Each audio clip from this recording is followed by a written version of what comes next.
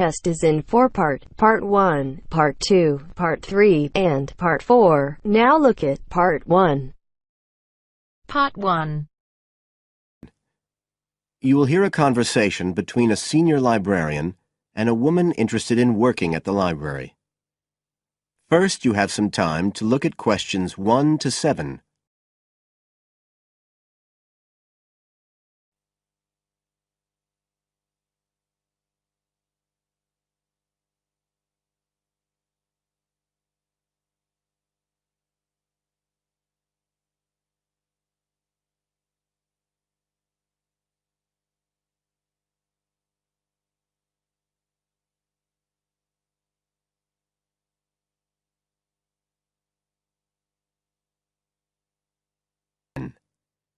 You should answer the questions as you listen, because you will not hear the recording a second time.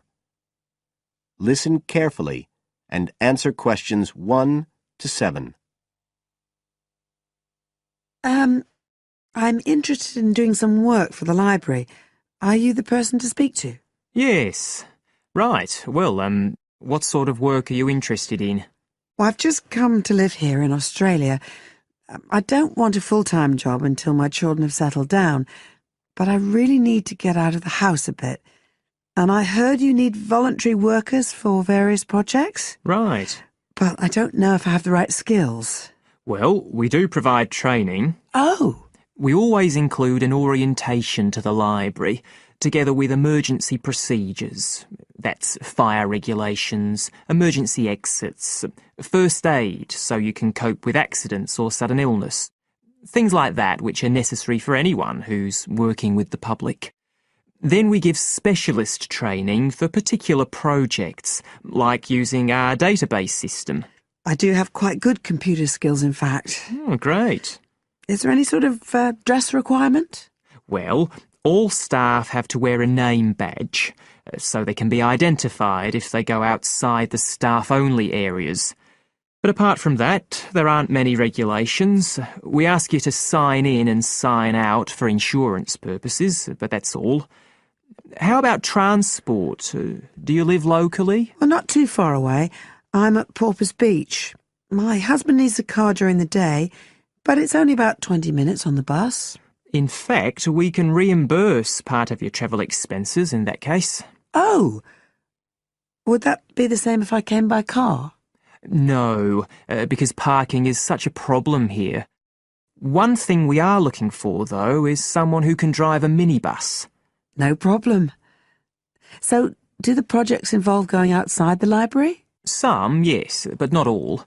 We've just finished one which involved working with photographs taken of the area 50 or 100 years ago. It basically involved what we call encapsulation. Putting them in some sort of covers to keep them safe? Exactly. It's time-consuming work, and we were very grateful to have help with it. Then, sometime next year, we're hoping to begin working on an initiative involving the sorting and labelling of objects relating to local history. We'll be needing help with the cataloguing. Oh, I'd definitely be interested. How about at present? Well, we have a small team who work to support those who are unable to read. Working with the blind? Yes, or other groups who have reading difficulties. We provide volunteers with equipment so that they can take books home with them and read them aloud onto CDs. We're gradually building up a collection that can be lent to those who need them. I can see it would be useful, but I'd really like to do some sort of work where I can get the chance to meet people. How about reading stories to children? That's done by our regular staff. But we do have another project. It's a very long-established scheme which involves helping those who are unable to have direct access to the library. Oh, I noticed someone with a trolley of books when I was at the hospital last week. That sort of thing. That would have been one of ours, yes. It's one of our most popular services. Lots of people who wouldn't dream of going to the library normally or when they're at home borrow a book when the trolley comes round the ward. I can imagine. Yes, I'd definitely be interested in that. Right, so how do I enrol? Well, we do ask all volunteers to commit themselves to a regular period each week. I could probably do 5 or 6 hours. Oh, be careful not to take on too much. But we do need someone for a couple of afternoons from 2 to 4, so 4 hours altogether. That sounds fine. Before you hear the rest of the conversation, you have some time to look at questions 8 to 10.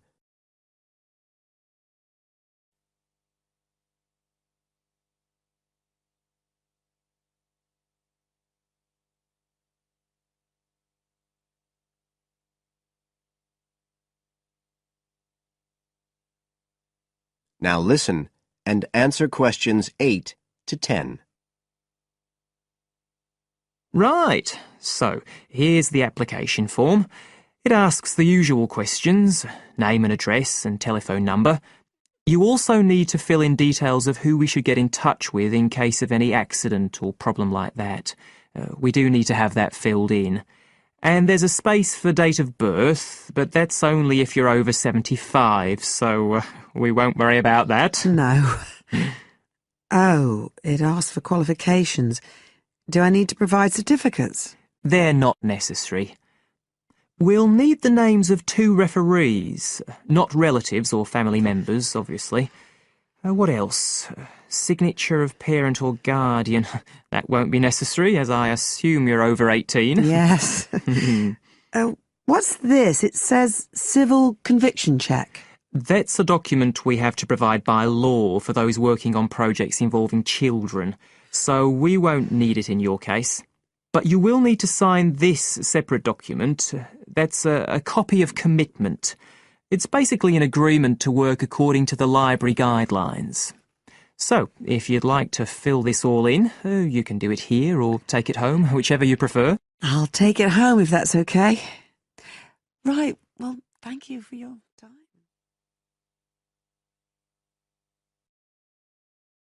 That is the end of part 1. Now turns to part 2. Part 2. You'll hear a radio program on the process of making beer. First, look at questions 11 to 14.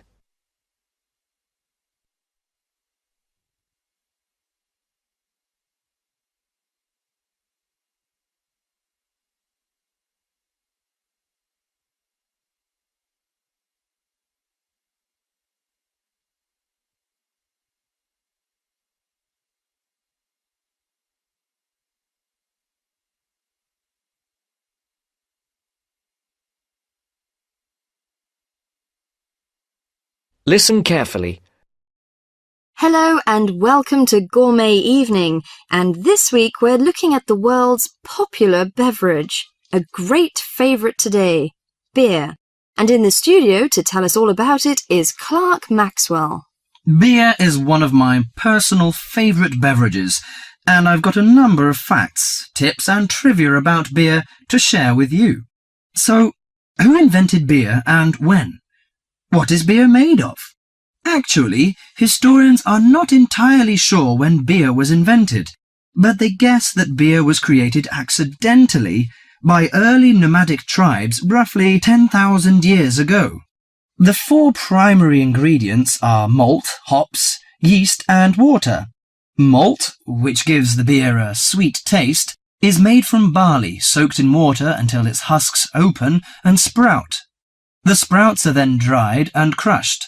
The small flowers of the hops vine are added partly because they taste bitter, helping balance the sweetness of the malt. Hops prevent the growth of bacteria that can spoil beer. Yeast is responsible for fermentation, which creates the alcohol and carbonation. Beer makers sometimes use additives or substitutes for malt or hops. Substitutes such as corn or rice can make a beer lighter or cheaper to produce. Before the broadcast continues, look at questions 15 to 20.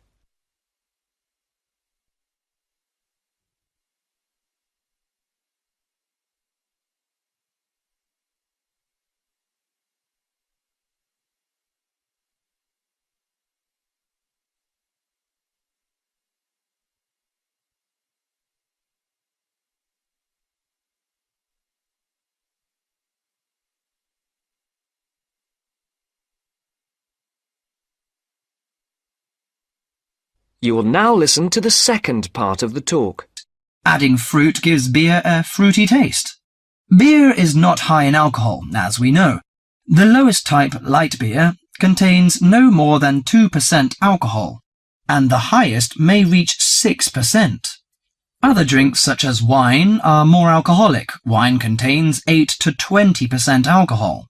But that is not to say drinking beer is no danger at all. Like all alcoholic beverages, beer can make it difficult to drive and think clearly. Excessive drinking can also lead to liver damage, high blood pressure, stomach ulcers, and other health problems. However, beer also helps prevent some health problems when consumed in moderation. Beer contains a moderate number of vitamins and minerals. Studies have shown that small amounts of alcohol can reduce the risk of heart disease. Beer also contains selenium, a mineral that promotes bone growth and helps reduce the risk of osteoporosis. I suppose many of you think beer can give you a beer belly, but you are mistaken. Genes determine how fat is deposited. No food or drink can create fat deposits in specific areas of the body. As with all foods, the more calories you consume, the more likely they are to be stored as fat and cause weight gain. Beer contains no fat and averages 150 calories per serving. Well, one more thing. Pay attention to the storage and containers of beer. They will affect its taste. It's a mistake that the taste of beer improves with age, like that of some wines. Beer is a food product that will eventually become stale. It should be stored in a cool, dark location before consumption, and the color of a bottle can influence the flavor. Brown bottles block out light that reacts with the hops, which could damage the flavor. Green or clear bottles provide little or no protection from light damage. Do you know which country drinks the most beer? Although Britain is even on the list of big consumers, actually, the Czech Republic consumes the most beer, at 156 litres per person per year, followed by Ireland and Germany. That is the end of Part 2. Now turns to Part 3. Part 3. You are going to hear a conversation on rivers. First, you have some time to look at questions 21 to 25.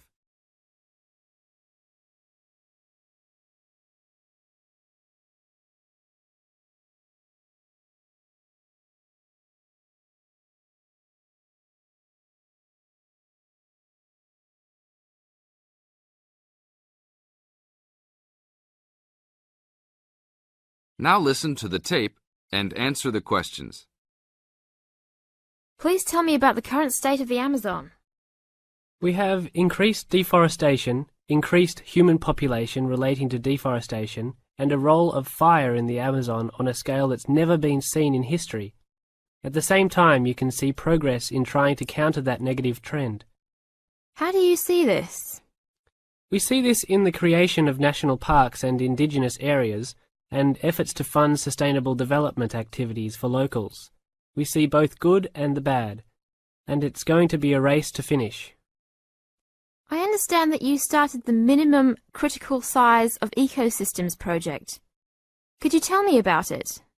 A number of years ago, it became apparent that those practicing conservationists didn't have the scientific information available to properly design a conservation area.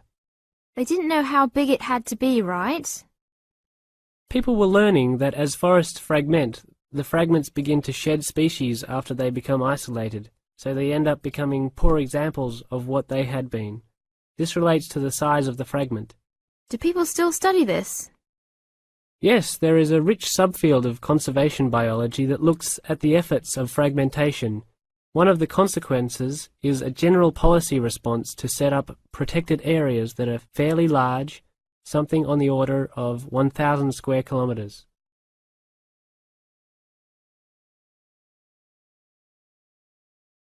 Now look at questions 26 to 30.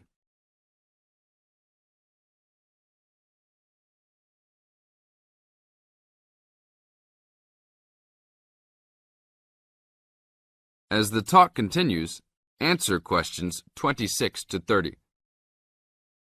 Can you talk a little bit more about the forest fragmentation? As habitats are destroyed, they are accompanied by habitat fragmentation. So when 50% of a forest is lost, the remaining 50% being is not one large block, but smaller pieces, which makes the conservation problem even worse than saying that 50% has been lost. And this affects not just forest, but species diversity, correct? In terms of species loss, we can't give you precise numbers about how many species are lost because of these fragmented landscapes, but we're beginning to get close to where we can make that estimation. And so one of the policy responses to all of this, beyond just trying to create large protected areas, is to try and reconnect the fragments. You've been active in many projects studying the Amazon region over the years. Can you tell us about that process of understanding the Amazon? When people first started looking at conservation priorities, there was not much information about the geography of plant and animal species. One of the first clues was an analysis done in 1969. This looked at bird species and found geographic clusters of species which occurred nowhere else. And those are priority areas for conservation. Was this when people began prioritizing refuges? Yes, it was the first time that someone looked basin-wide at priorities, giving priority to so-called refugean areas. Was this when the new trend to use Geographic Information Systems, or a GIS, started? That was in 1990 after we worked out a whole set of biological and conservational priorities and produced a big map using GIS. What are some of the things that GIS does? Well, there are several advantages of using a geographic information system. First, you can continually update the system so that it's now a constantly changing picture. You can actually watch changes. Then you can include large amounts of data, including information about the vectors of development. Roads, railroads, pipelines, hydroelectric projects, etc. And finally, because it is accessible on the internet, it makes this information available to anyone who's interested. That is the end of Part 3. Now turns to Part 4. Part 4. First, you have some time to look at questions 31 to 40.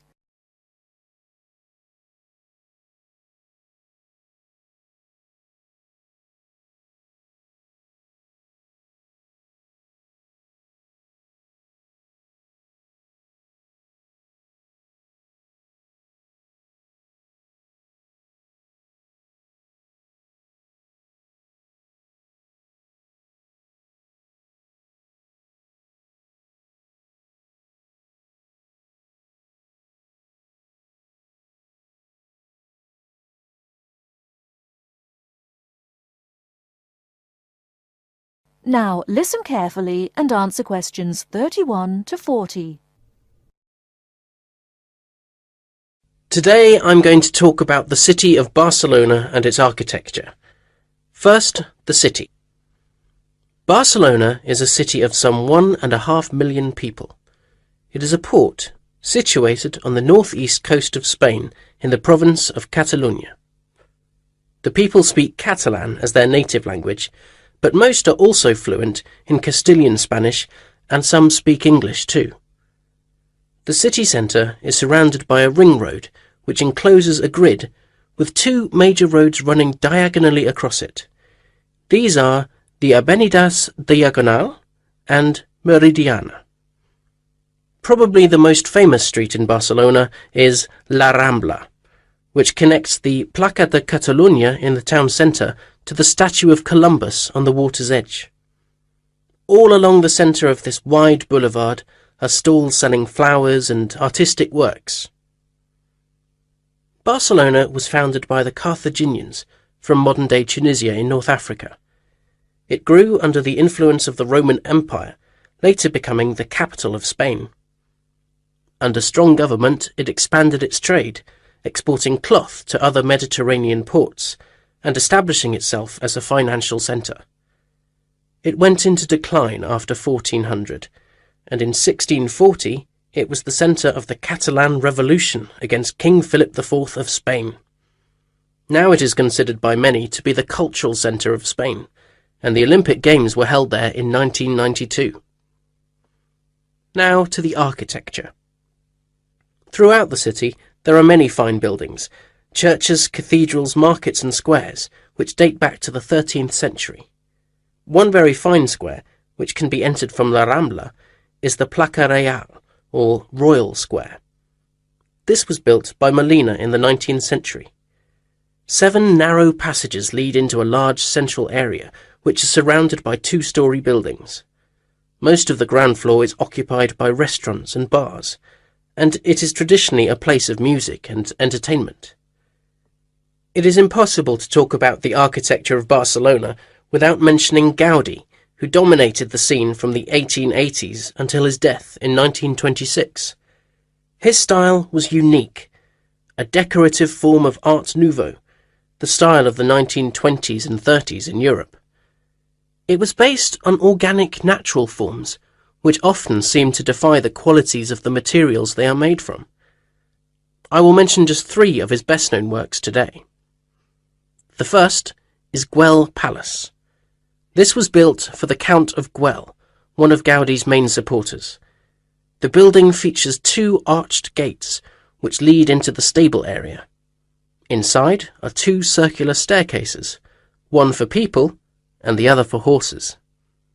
The ground floor is built of brick, but there is also much natural stone used in the construction. The roof is quite fantastic, with brightly coloured sculptures built around the chimneys and ventilation shafts. Another project commissioned by Güell is the park named after him. This was meant to be a garden city with 50 houses, but in fact only 2 were ever finished. The influence of nature is strong in the cave-like spaces and animal figures, and again, much use has been made of brilliantly coloured surfaces. But the greatest of Gaudí's works is still under construction, and it is not expected to be finished until 2041. He began work on this cathedral, known as La Sagrada Familia, Church of the Holy Family, in 1882, which means that it will have taken 159 years to complete. The finished building will have 18 towers, the highest being 170 metres high. The building will be 95 metres long by 60 metres wide, and it will hold 13,000 people, a truly impressive monument to Gaudí's great genius. And that's all we have time for today. Next week, we'll look at some of Gaudí's smaller projects and also his furniture designs. Please make sure that you complete your assignment on Le Corbusier by this coming Friday.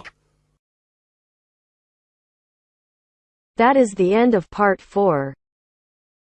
You now have half a minute to check your answers.